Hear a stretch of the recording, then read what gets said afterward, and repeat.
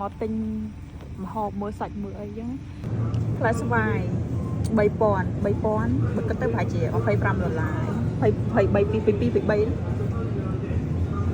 blueberry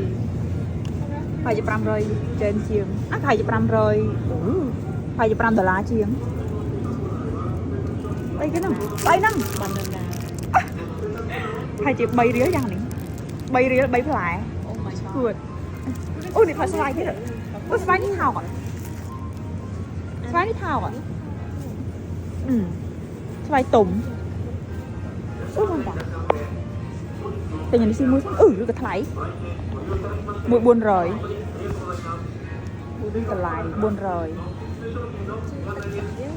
មិនចែកយើងចែកទៅចែកទៀនខ្លួនឯងទៅចែកជិនបានតែថ្លៃពេកអូយបាច់ស៊ីថ្លៃយ៉ាងហ្នឹងអូនេះ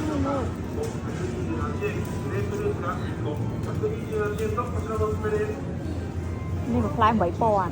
ផ្លែ8000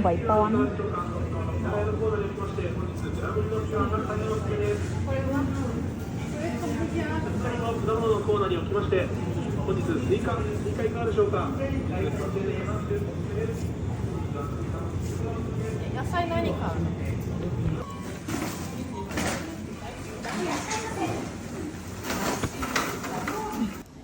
អូ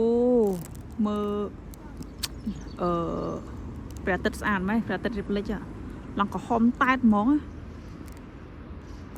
មិញវានៅខ្ពស់ជាងហ្នឹងឡងស្អាតដល់ពេលមុំទាញទូរស័ព្ទមក